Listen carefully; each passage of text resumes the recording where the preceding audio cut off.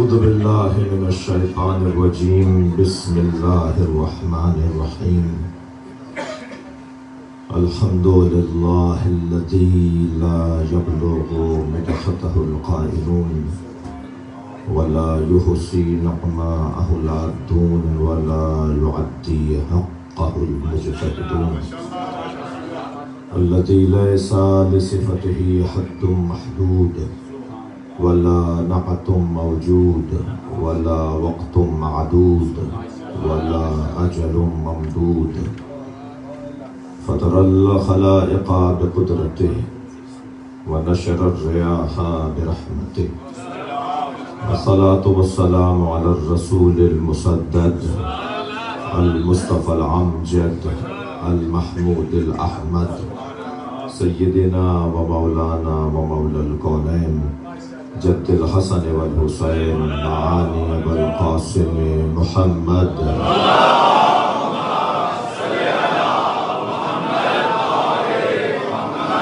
وآله الطيبين الطاهرين المعصومين الذين قال الله إنما يريد الله ليذهب عنكم الرجس أهل البيت ويطهركم تطهيرا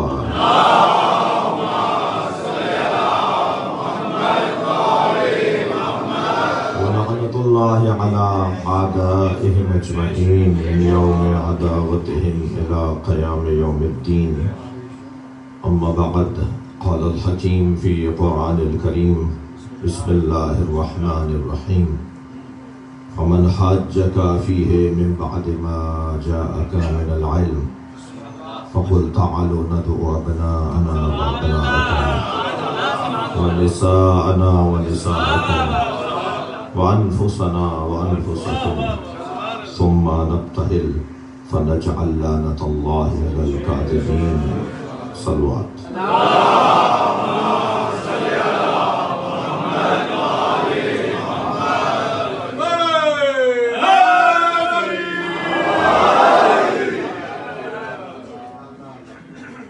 مرحومین مغفورین منظورین جن کے سال اسباب میں اس محفل کا انعقاد ہے ان کے درجات کی بلندی کے لیے سورہ فاتحہ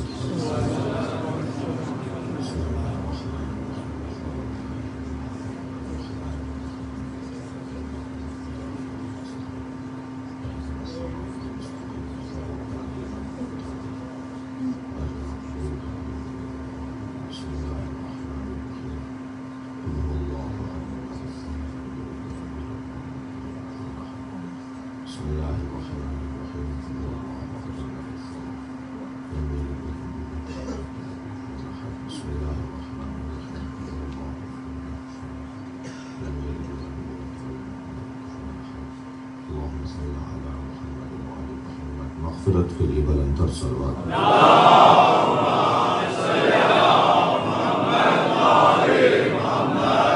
سورہ مبارکہ آل عمران ہے اور آیت کا نشان 61 ہے۔ بہت سوچ رہا تھا کہ کون سی آیت لی جائے، کس آیت کے دسترخوان پہ بیٹھا جائے، کس آیت سے آج کی محفل کو متبرک بنایا جائے،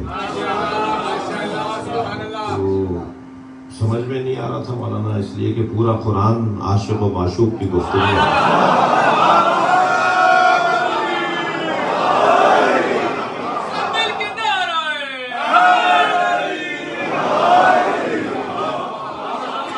یعنی نبی کی شان میں جو آیت ہے اسے تلاوت کیا جائے تو ایسا لگتا ہے کہ اس سے زیادہ اور ایک اور آیت بھی ہے، پھر اس پہ غور کریں تو ایک اور آیت ذہن میں آ جاتی ہے۔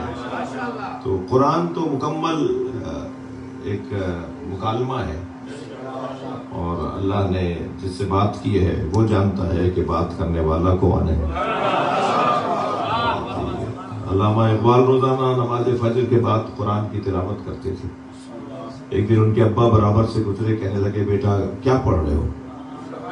کہنے لگے قرآن پڑھ رہا ہوں۔ کہنے لگے یہ تو کوئی سمجھ ہی نہیں سکتا سوائے محمد کے۔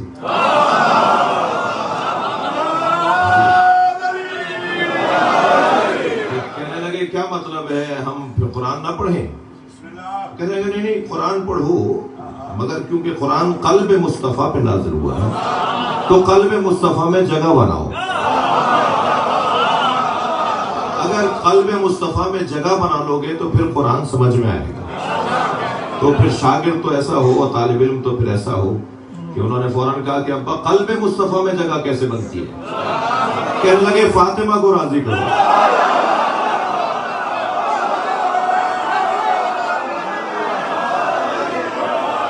صلوات پڑھے محمد وآلہ۔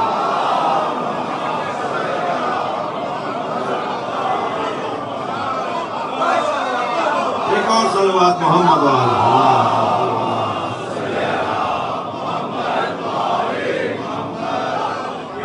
احسان ہوں حضرت علامہ ڈاکٹر غلام حسین عدیل صاحب قبلہ حفظہ اللہ کا کہ جو وسیلہ قرار پائے کہ میں آپ کی زیارت پر حاضر ہوں۔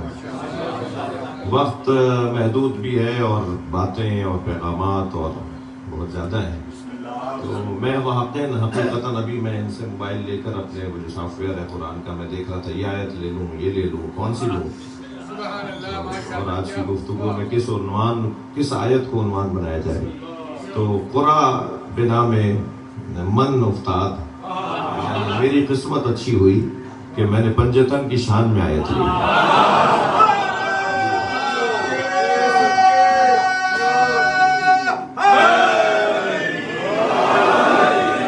مگر میں نے ایک جملہ کہہ دیا ہے اسے، یا دیکھیں کہاں تک بات جاتی ہے، آپ کی خدمت میں کچھ دن تو یہاں ہوں تو یہ سلسلہ تو رہے گا۔ یہ پورا قرآن میں ان بچوں جوانوں کے لیے کہہ رہا ہوں، یہ پورا قرآن عاشق و معشوق کی گفتگو ہے۔ پہلے تو بچے جوان خاص طور پہ اپنے ذہن سے نکال دیں، عشق دو نہیں ہے، مجازی اور حقیقی، یہ جھوٹی تسلی ہے۔ جیسے بچے کو فیڈر بھی دی جاتی ہے اور چسنی بھی دی جاتی ہے، وہ جو فیڈر ہے اس سے تو کچھ ملے گا اسے، چسنی سے تو سوائے دھوکے کے کچھ نہیں ملے گا۔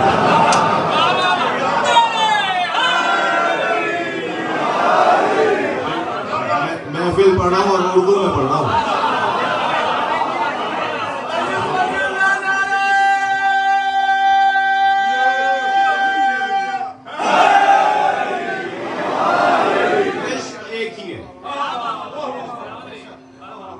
عشق دو طرح کے نہیں ہے، یہ جو تقسیم کر دیا عشق مجازی اور عشق حقیقی، مجازی کیا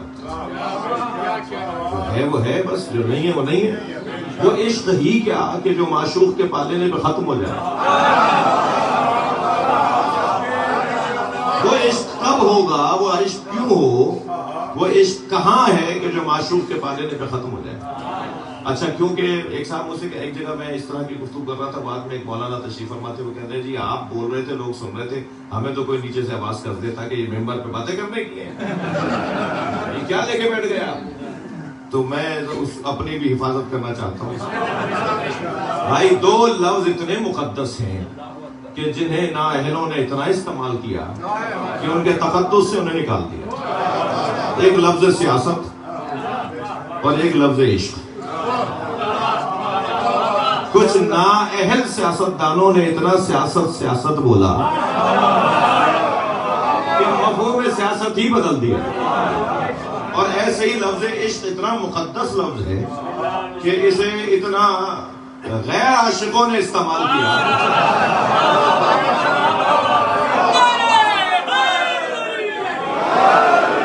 کہ یہ لفظ ممبر کا رہا ہی نہیں۔ یعنی معمولاً لفظ عشق ممبر سے بیان کیا جائے اور عشق کا مطلب بیان کیا جائے تو مانوس ہی نہیں ہمارا مجمع، برے صغیر کا مجمع، جبکہ ہرگز ایسا نہیں ہے۔ میں اگر پلٹ آؤں اپنے مضمون کی طرف تو مفہوم عشق اگر کوئی بیان کرنے کا حق رکھتا ہے تو وہ وہی ہے جو خود عاشق ہے، اور پھر خوب بیان کیا علامہ اقبال نے۔ علامہ اقبال کہتے ہیں بے خطر کود پڑا آتش نمرود میں عشق۔ بھائی تھوڑی گردن ہلاتے رہیے گا، بات جاری ہے۔ بے خطر کود پڑا آتش نمرود میں عشق، عقل ابھی محو تماشائے لبے بام رہی۔ وہ چھت پہ کھڑی جو ہے وہ نمرود کی بہن کھڑی دیکھ رہی تھی، عقل ابھی محو تماشائے لبے بام رہی. یہ کیا لبے بام کا کیا مطلب؟ چھت پہ کہاں عقل کھڑی تھی؟ وہ پورا قصہ ہے. نمرود کی بہن تھی جو حضرت ابراہیم سے جو ہے وہ ان کی عقیدت مند تھی مگر کچھ کر نہیں پائی. صرف سوچتی رہ گئی کہ کیا کروں. تو اسے علامہ اقبال نے کہا ہے کہ وہ جو نمرود کی بہن کھڑی چھت کے اوپر کھڑی دیکھ رہی تھی اور گڑ رہی تھی، جل رہی تھی کہ کیا ہو رہا ہے، تو وہ عقل کھڑی تھی اور عشق وہاں کود رہا تھا. بے خطر کود پڑا آتش نمرود میں عشق، عقل ابھی محو تماشائے لبے بام رہی. اس وقت میں بہت سے دوستوں کو، خاص طور پہ میں اپنے اس جانب کے دوستوں کو دیکھ رہا ہوں کہ ان کو پہلو بدلنے کی جگہ نہیں مل رہی. تو معمولاً ایسا ہوتا ہے یا کبھی ایسا ہوتا ہے کہ بدن تکلیف میں ہوتا ہے اور روح کو غذا مل رہی ہے.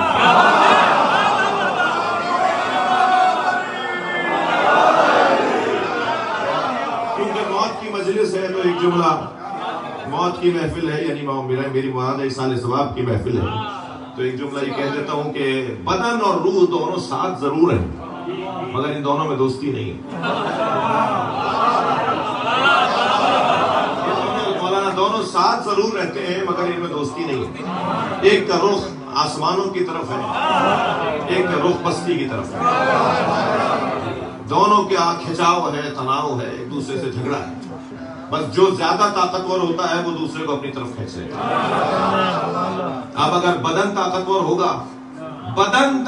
ہوگا تو روحانی چیزوں میں مزہ نہیں آئے گا. بہت سارے لوگ ہوں گے جو آج آرام سے وہ آ سکتے تھے محفل میں مگر کہیں بیٹھے چین سے کچھ کھا رہے ہوں گے. ان کا بدن کچھ اور کہہ رہا ہے، اس لیے کہ ان کا بدن طاقتور ہے، روح اس کے پابند ہے. جی اگر بدن طاقتور ہو جائے اور روح اس کے پابند بن جائے تو پھر دیکھا جائے گا کہ بدن کو کہاں آرام ملے. اور اگر روح طاقتور ہو جائے تو پھر بدن کی تکلیف کو روح دیکھتی نہیں ہے اور بدن اس کے پیچھے پیچھے چل رہا ہوتا ہے. بہت سارے لوگوں کو سال میں 2 رکعت نماز بھی پڑھنے کا دل نہیں کرتا، عید کی نماز. اور بہت سارے لوگ جو ہے ایک رات میں جو ہے وہ سجدے میں گزار دیتے ہیں. یہ کیسے؟ دونوں میں فرق کیا ہے؟ ایک کا بدن روح کے تابع ہے اور ایک کی روح بدن کے تابع ہے. کیا کیا جائے کہ کس کو مضبوط بنائیں؟ کس کو مضبوط بنائیں؟ بدن کو بس، ان بچوں کے لیے کہہ رہا ہوں، بدن کو بس اتنا ہی مضبوط بنانا ہے کہ وہ روح کی سواری کر سکے. میرے مولا فرماتے ہیں دعائے کمیل میں، قب علی خدمت کا جوا رہی، یا اللہ میرے بدن کو اتنا مضبوط بنا دے کہ نماز تو پڑھ سکوں.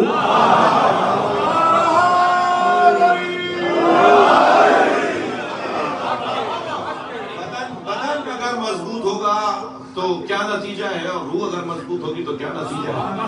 اب میں نے یہ 4-6 جملوں کی تمہید باندھ لی 1-2 مصرے سنانے کے لیے، اور وہ 2 مصرے بھی علامہ اقبال کے ہیں. آپ دیکھیے جو عبادتیں، وہ مجلس محفل ہو، وہ نماز، حج ہو، جتنی بھی عبادتیں لطیف ہیں اور ذائقہ دار ہیں، جن میں ہماری روح کو ذائقہ آتا ہے، ہماری روح کو لطف آتا ہے. لفظ مزہ ممبر کا نہیں ہے مگر کہہ دیتا ہوں.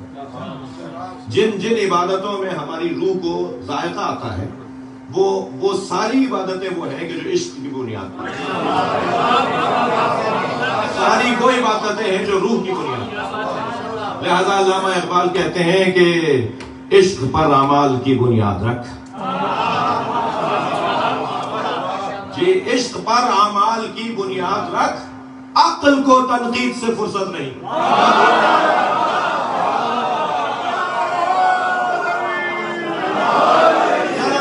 محمد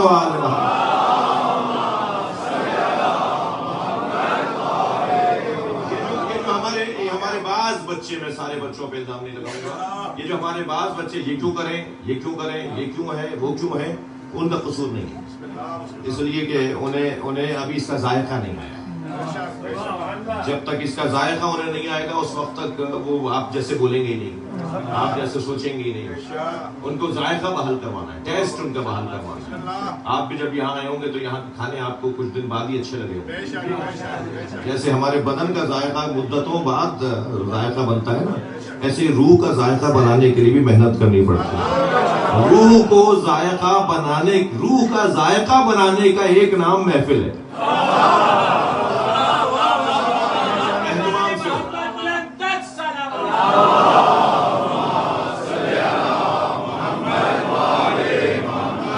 اہتمام سے مجلس ہو، اہتمام کے ساتھ محفل ہو، تو روح کو ذائقہ آنا شروع ہو جائے گا، اور پھر روح ڈھونڈے گی کہ کہاں آج محفل ہے، کہاں آج مجلس ہے۔ بجھی بجھی سی رہے گی اگر اسے مجلس نہ ملے تو۔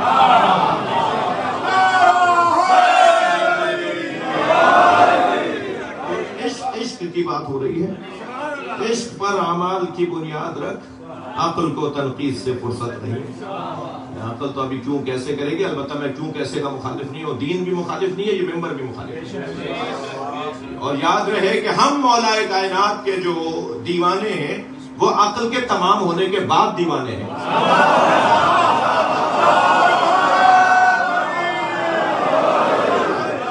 عقل کے کمال پر جانے کے بعد دیوانے ہیں۔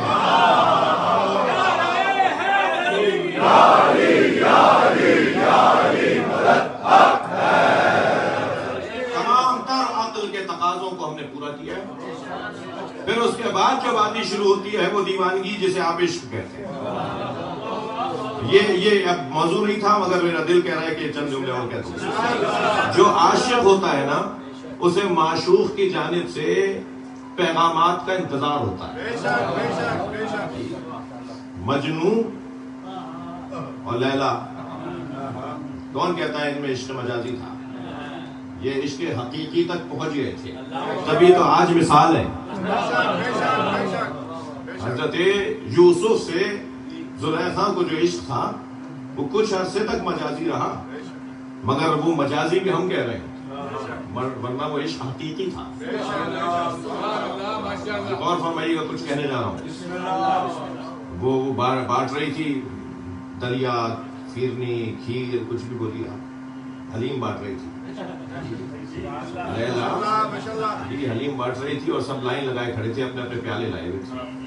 تو مجنوں نے بھی اپنا پیالہ آگے بڑھایا، جب اس کا نمبر آیا تو اس نے اس کے ہاتھ سے چھینا اور زمین پہ دے مارا، تو وہ مٹی کا پیالہ ٹوٹ گیا۔ تو لوگوں نے کہا، لوگ تم تو کہتے تھے تم سے پیار کرتی ہے، پیار کرتی ہے تم سے؟ کہنے لگا مجھے سے تو کرتی ہے، وہ کسی اور کا توڑا۔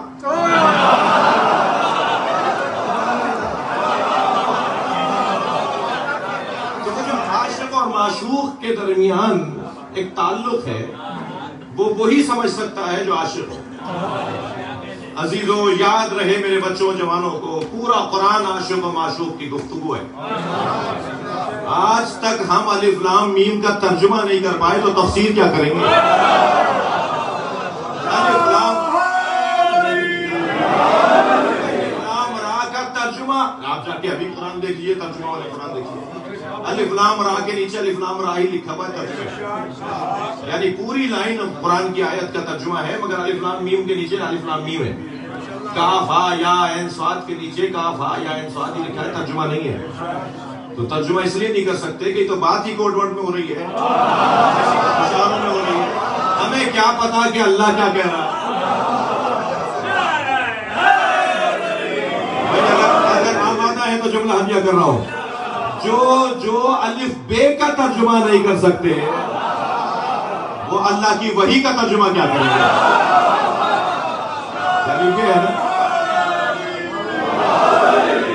پورا قرآن عاشق و معشوق کی گفتگو۔ میرے بچوں جوانوں، عاشق و معشوق کی گفتگو کیسے طے کریں کہ کون عاشق ہے؟ اللہ عاشق ہے یا نبی عاشق ہے؟ کبھی آیتیں نظر آتی ہیں تو لگتا ہے اللہ عاشق ہے۔ آپ دیکھیے پورے قرآن میں اللہ نے ہر نبی کا نام لیا، جن جن کے نام لیے نام لیے، یا آدم، یا نوح، یا موسیٰ، یا یحییٰ، یا عیسیٰ، سارے نبیوں کے نام لیے، مگر نبی کا نام نہیں لیتا۔ یہ پیار ہے۔ سورہ محمد ہے، محمد رسول اللہ والذین معہ اشداء علی الکفار، یہ محمد اللہ بات نہیں کر رہا، اللہ نہیں کہہ رہا یا کہہ کے، اے میرے محمد کہہ کے بات نہیں کر رہا۔ اس لیے کہ جہاں پیار ہوتا ہے وہاں یہ لہجہ نہیں ہوتا. جہاں پیار ہوتا ہے وہاں تو لہجہ ہوتا ہے طٰہٰ، یاسین، مزمل، مدثر، یہ لب و لہجہ ہوگا. پورے قرآن میں کبھی یا محمد نہیں ملے گا. میں قرآن کا طالب علم ہوں، مولانا سے دعا چاہیے. پورے قرآن میں ہمیں یا محمد نہیں ملے گا، اس لیے کہ عاشق و معشوق کا انداز. اب میں بہت دیر تک بولتا رہوں تو نتیجہ بھی تو دوں، اور نتیجہ یہ ہے کہ یہ کیسے طے کریں کہ کون عاشق ہے کون معشوق ہے. تو میں طالب علم تو اس نتیجے پر پہنچا ہوں، جب یہ احمد ہوتے ہیں تو عاشق ہوتے ہیں، جب محمد ہوتے ہیں تو معشوق ہوتے ہیں.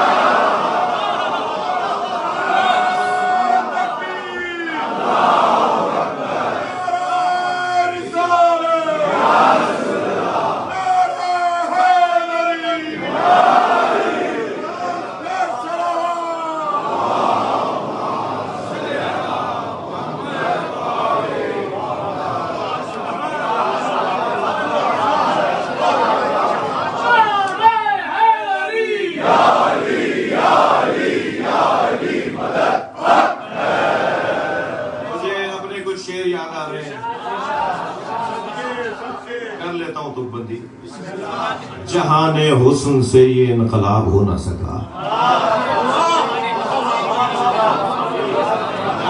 نعت کے چند شعر یاد آ جائے، اللہ کرے دو تین یاد آ رہے ہیں. جہان حسن سے یہ انقلاب ہو نہ سکا، محمد عربی کا جواب ہے. صلوات پڑھیں محمد والا.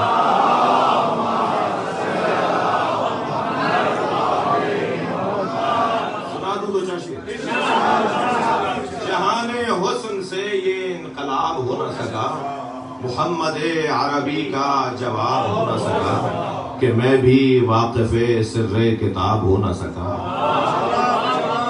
کہ میں بھی واقف سر کتاب ہو نہ سکا، اسی لیے تو میرا انتخاب ہو نہ سکا.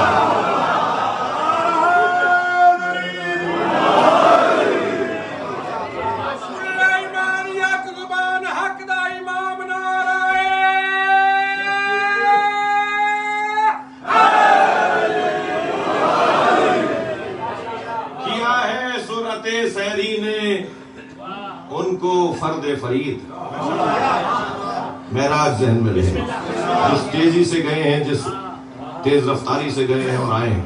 کیا ہے سرعت سحری نے ان کو فرد فرید، ملک بھی آ کے جہاں ہم رکاب ہو نہ سکے.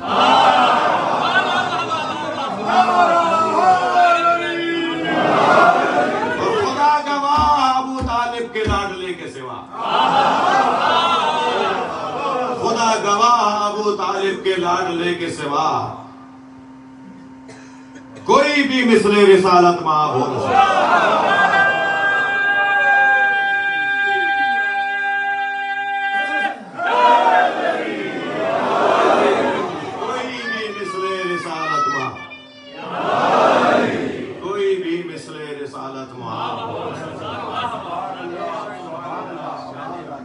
یہ پورا قرآن ایک عجیب حسن ہے. اس قرآن کے اندر نبی مکرم سے متعلق، اور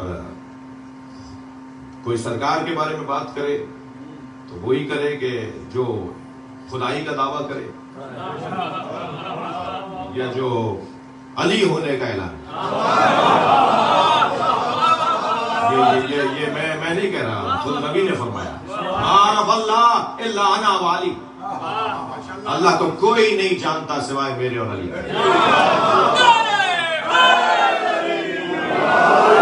عارف اللہ الا انا والی، ما عرفنی الا اللہ والی، اور مجھ محمد کو کوئی نہیں جانتا سوائے اللہ کے اور علی.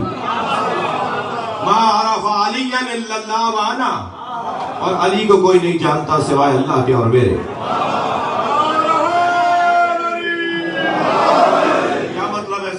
ہاتھ جوڑ کر کے یا رسول اللہ، کیا مطلب ہے پھر ہم اللہ کے بارے میں غور نہ کریں، توحید سمجھنے کی کوشش نہ کریں، آپ کے فضائل پڑھنے اور بیان کرنے کی کوشش نہ کریں، مولا کائنات کے فضائل پر توجہ نہ کریں، کیونکہ ہم تو جان نہیں سکتے. یہ ہرگز نہیں فرما رہے ہیں کہ اللہ کو کوئی نہیں جان سکتا سوائے میرے اور علی کے. تم اللہ کے بارے میں بات کرو تو مجھ سے پوچھو یا علی سے. اور مجھے کوئی نہیں جان سکتا سوائے اللہ کے اور علی کے. تو اگر میرے بارے میں بات کرنی ہے تو قرآن پڑھو یا علی سے پوچھو کہ میں کیا ہوں. اور اگر علی کے بارے میں جاننا چاہتے ہو تو اللہ سے سمجھو یا میں بتاؤں گا کہ علی کیا ہے. یعنی ہمارے پاس قرآن ہو اور حدیث ہو تب جا کے ہم ان تین ہستیوں کے کمالات کے اوپر غور کر سکتے ہیں. اور پھر مجھے اپنے ہی دو شعر یاد آ رہے ہیں کہ خدا کے بعد نبی اور نبی کے بعد علی. مگر مطلب سناؤں گا حضور, مطلب اس کا سناؤں گا کہ غدیر خم کے سفر میں سراب کوئی نہیں. غدیر خم کے سفر میں سراب کوئی نہیں, خدا نبی کا علی کا جواب کوئی نہیں.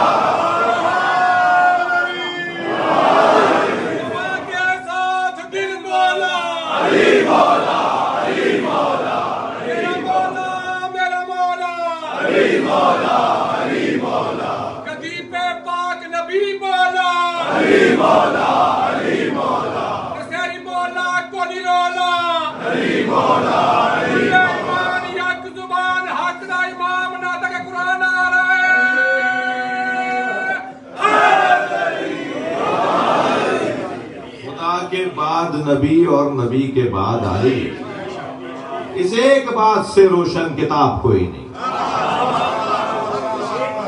اس ایک بات سے روشن کتاب کوئی نہیں. جی ترتیب میں یہی ہے کہ البتہ ایک حاشیہ ہے, اس میں چلا جاؤں گا تو مجھے گھڑی رو کر یہ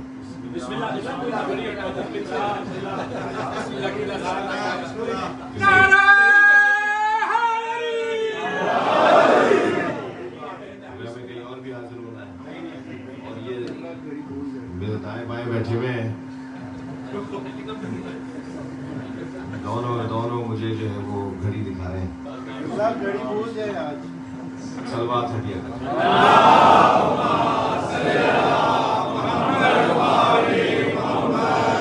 تھوڑی سی بات آگے بڑھی.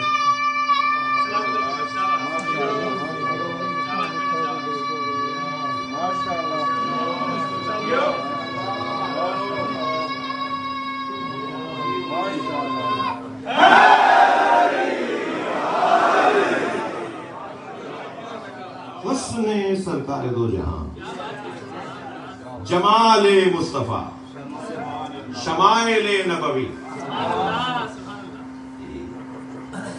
ظاہری سرکار کا بدن مبارک, نبی مکرم کی آنکھ مبارک, سرکار کی پیشانی مبارک, سرکار کی لبہائے مبارک. جی ان پر بات ہو تو بات ہی کہاں سے کہاں جائے گی. پہلے تو میں ان بچوں اور جوانوں کو کہوں کہ کبھی کبھی ہمارے کانوں میں کوئی زہر ڈال رہا ہوتا ہے کہ ہم جیسے, یہ جو ہم جیسے کی بات کر رہے ہوتے ہیں ان کو پہلے تو آپ یہ کہہ دیا کریں کہ اپنا چہرہ تو ذرا آئینے میں لے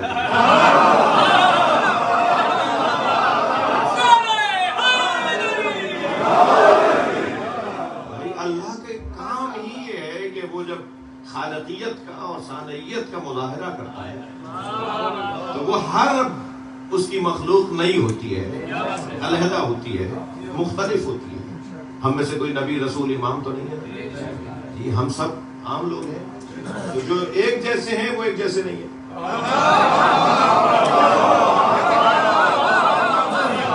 سب ایک جیسے ہیں مگر ایک جیسے نہیں ہیں. اہم ترین کاغذات پہ دستخط کے بعد انگوٹھا لگایا جاتا ہے. کوئی کہہ رہا بھائی ہم پڑھے لکھے ہیں, ہم نے دستخط کر دیے, انگوٹھا کیوں لگوا رہے ہیں؟ تو اسے تو پتہ نہیں ہوتا جو رجسٹرار لگوا رہا ہوتا ہے, مگر اس کے اندر ایک پیغام ہے. یہ دستخط جعلی ہو سکتا ہے, اللہ کا بنایا ہوا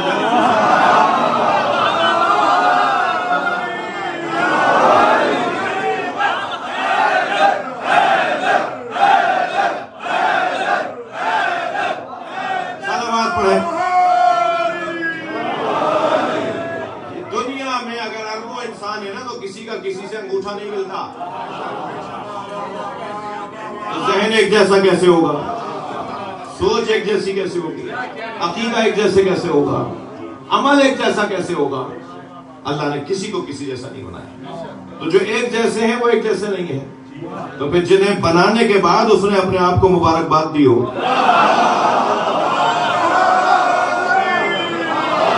تبارک اللہ احسن الخالقین. بہترین مخلوق کا بنانے والا. بھائی بہت غور کیا میں نے کہ اللہ ہمیں متکبر کیوں پسند نہیں کرتا. اللہ کریم ہے, چاہتا ہے ہم بھی کریم بنے. اللہ ستار ہے, چاہتا ہے ہم بھی ستار بنے. یہ ساری صفات اس کے اخلاقیات, اور حدیث کہتی ہے اس کے اخلاقیات ہیں. انہوں چاہتا ہے کہ ہم بھی اپنائیں, مگر ایک صفت وہ نہیں چاہتا, اور وہ ہے تکبر. ہمیں متکبر نہیں دیکھنا چاہتا. خبردار پیسے کی بنیاد پہ تکبر نہیں ہوگا, کرسی کی بنیاد پہ تکبر نہیں ہوگا, حسن و جمال اور شہرت کی بنیاد پہ تکبر نہیں ہوگا, علم کی بنیاد پہ تکبر نہیں ہوگا. جتنے بھی کمالات ہیں ان پر تکبر نہیں ہوگا. اور پھر ہم پر تو خاص عنایت ہے ہمارے مولا کی, اور پھر بعد میں ہمارے والدین کی, ہمارے گھروں کی بواؤں کی اور نانی اور دادیوں کی, کہ جنہوں نے ہمیں عزادار بنایا,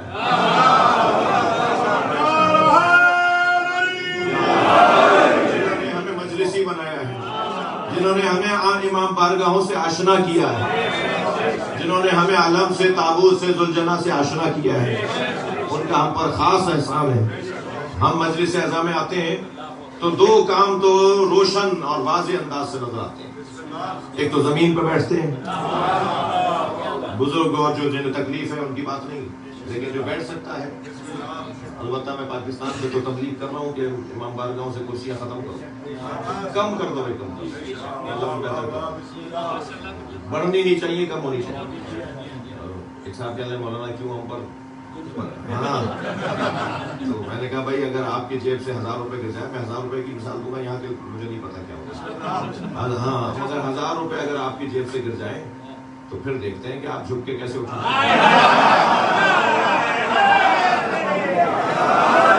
1000 روپے پہ تو جھک گئے, اللہ کے لیے نہیں جھک رہے. سجدے میں اور رکوع میں گھٹنے میں درد ہے, تو پیسے اٹھانے میں کیوں درد نہیں ہوگا. معاف کیجیے گا, میں تو مجلس محفل یہاں کے لیے تو نہیں پڑھ رہا. یہ تو لائیو جا رہی ہے, پتہ نہیں لائیو تو نہیں جا رہی, یہ ریکارڈ جا رہی ہے, بات کی جائے گی. نہیں ویسے ہی میں لائیو کو منع کرتا ہوں, کسی سے ڈر کے نہیں. حکمت یہی ہے کہ لائیو نہیں جانی چاہیے. تو عرض کر رہا تھا کہ ایک کام تو ہم یہ کرتے ہیں کہ فرش پہ بیٹھتے ہیں, زمین پہ بیٹھتے ہیں. زمین پر بیٹھ کر ہم اپنی ذات کی نفی کرتے ہیں. گدے, تکیے, غلاف, صوفے, کرسیاں, بیڈ, وہ چیز نرم جگہوں پر بیٹھ کر جس کی سارے سارا دن گزرتا ہو, وہ دن میں ایک دفعہ کم سے کم زمین پر بیٹھ کر اپنی انا کو مٹاتا ہے, اپنی ذات کی نفی کرتا ہے. یہ مجلس کی برکتوں میں سے ایک برکت ہے.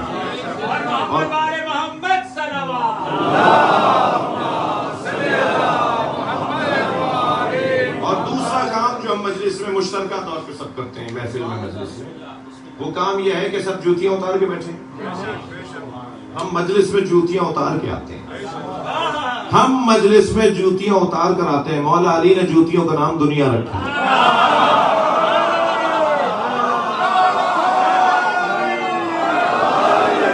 ہم اپنی دنیا بہت چھوڑ کر آتے ہیں. صلوات پڑھے محمد وآلہ.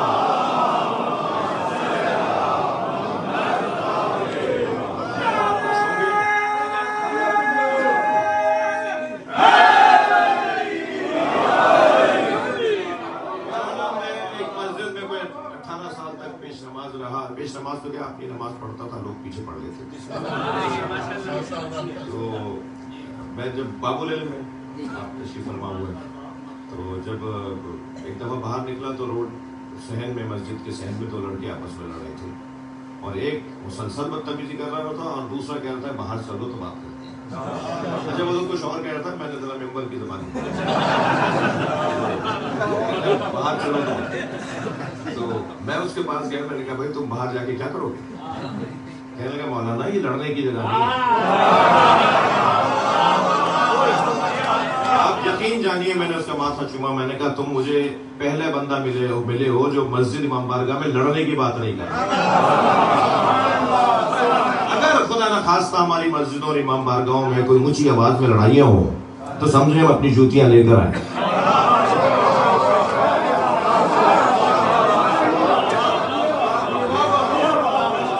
ہم امام بارگاہ کے تقدس کو پامال کریں.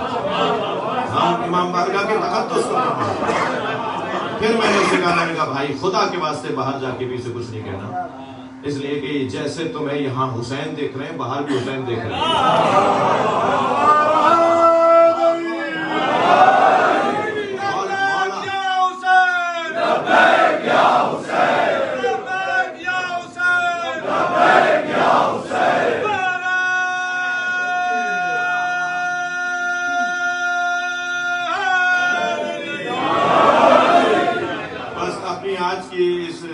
اپنی حاضری کا آخری جملہ کہہ رہا ہوں اور پھر انشاءاللہ سلسلہ رہے گا. بہت غور کیا میں نے کہ اللہ متکبر کیوں ہے. اللہ نہیں چاہتا کہ ہم تکبر کریں. اللہ متکبر کیوں ہے؟ جب وہ ہمارے لیے نہیں چاہتا تو خود کیوں ہے؟ حق ہے کہ وہی متکبر کہلائے. اللہ متکبر اس لیے ہے کہ اس نے محمد اور علی کو بنایا.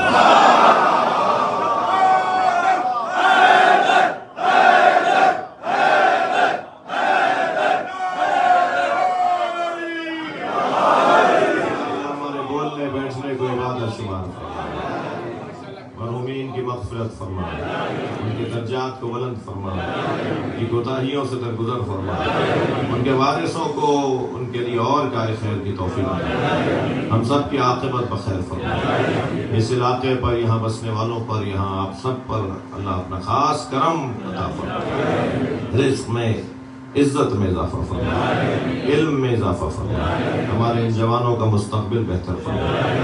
امام زمانہ کے ظہور میں تعجیل فرما, تعجیل فرما, تعجیل فرما. حاجات کی برابری کے لیے بلند تر صلوات. مرحومین کے لیے سورہ فاتحہ.